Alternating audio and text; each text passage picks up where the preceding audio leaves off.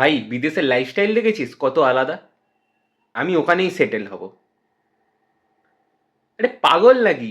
আরে আসবো তো তোমার সাথে দেখা করতে। না, বাবা মাও তো এখানে আছে। বাবু, কোথায় যাবার কথা হচ্ছে রে? মা, লন্ডন যাব, ওখানেই সেটেলড হব। স্টাডিজ করে দেন পয়সা টয়সা রোজগার করে তোমাদেরকে ওখানে নিয়ে চলে যাব। সোনু, তুই আমার ফোন ওঠাস না কেন রে? মানে? যখনই আমি ফোন করে ওয়েটিংয়ে রেখে দিস। পরশুদিনও তো কল করেছিলাম আমি। বন্ধুর সাথে ইম্পর্টেন্ট কলে কথা বলছিলাম, তাই তোমার কলটা মিস হয়ে গেছে। আমার থেকেও ইম্পর্টেন্ট? তারপরেও তো তুই কল ব্যাক করতে পারতিস। ঘরে দেখা তো হয় বাবা। পরশুদিন রাস্তায় আমার বাইকটা খারাপ হয়ে যায়, আমি তোকে কল করেছিলাম। এই গরমে 4 কিলোমিটার দূরে মেকানিকের কাছে গেলাম হাঁটতে হাঁটতে। তারপরেও তুই আমায় কল করলি না। হে হোয়াটসঅ্যাপ বাডি।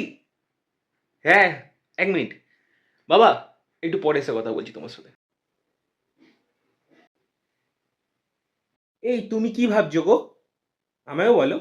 জানো, আমি যখন ছোট ছিলাম তখন স্কুলে আমার সবাই পিছনে লাগতো, আর আমি রোজ কাঁদতে কাঁদতে বাড়ি ফিরতাম।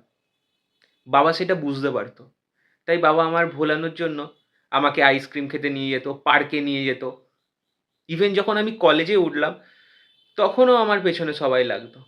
কিন্তু তখন আমি অনেক বড় হয়ে গেছি, তাই জন্য আমি আর বাড়িতে এসে বলতাম না। আর বাবার চেষ্টা করতো যে আমার মুখ থেকে শোনার কি হয়েছে বা কি বৃত্তান্ত, কিন্তু কলেজে সে অ্যাটিটিউড ছেলেটা কিচ্ছু শেয়ার করতো না। তখন সে অনেকটা বড় হয়ে গেছে, তাই জন্য তার নিজের মধ্যে রেখে দিত। কখনো কখনো বাবার ওপর রাগ দেখিয়ে দিতাম, খুব চিৎকার করতাম। যখন আমার জ্বর হতো, তুমি জানো না, তখন বাবা সারা রাত আমার পাশে বসে থাকতো, জলপট্টি দিত। কখনো কোনো দিন আমার থেকে কিচ্ছু চায়নি। একদিন দেখলাম বাবার পায়ে খুব ব্যথা, বাবার নিজের পায়ের ব্যথায় নিজেই পা টিপছে। কিন্তু তখন আমি অনেক বড় হয়ে গেছি, ওই জন্য আমি গিয়ে আর পাশে গিয়ে বসতেও পারিনি, আর পা টিপে দেবো সেটাও বলে উঠতে পারিনি। ইভেন আমাদের একটা ফ্যামিলি ফটো ছিল, এক প্রান্তে আমি দাঁড়িয়েছিলাম সেই কলেজের অ্যাটিটিউড ছেলেটা, আর অন্যদিকে ওই বৃদ্ধ বাবা দাঁড়িয়ে আছে। আমাদের একসঙ্গে কোনো ফটোও নেই।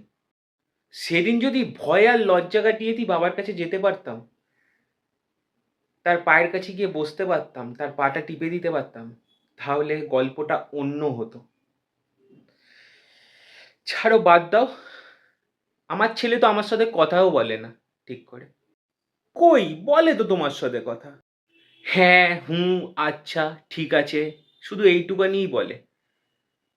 ও তো তোমাকে এসে বলে, পরে গিয়ে আমি তোমার থেকে জানতে পারি। ও আমাদের কিচ্ছু শেয়ার করে না। ইভেন আমাকে শেয়ার করে না, আমায় কিছু বলেও না। রাতে করে দেরিতে বাড়ি ফেরে, সারাদিন ফোনে লেগে থাকে।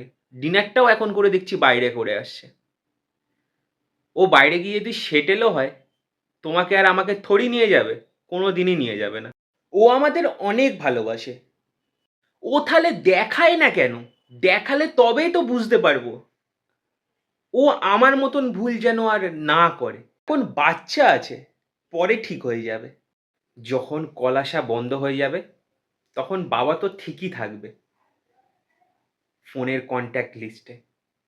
বিবৃতিকর অবস্থা ত্যাগ করে কিছু প্রশংসা করলে সে ভালোই বোধ করবে। ওই একটা মিস কলই হতে পারে তার শেষ ফোন কল।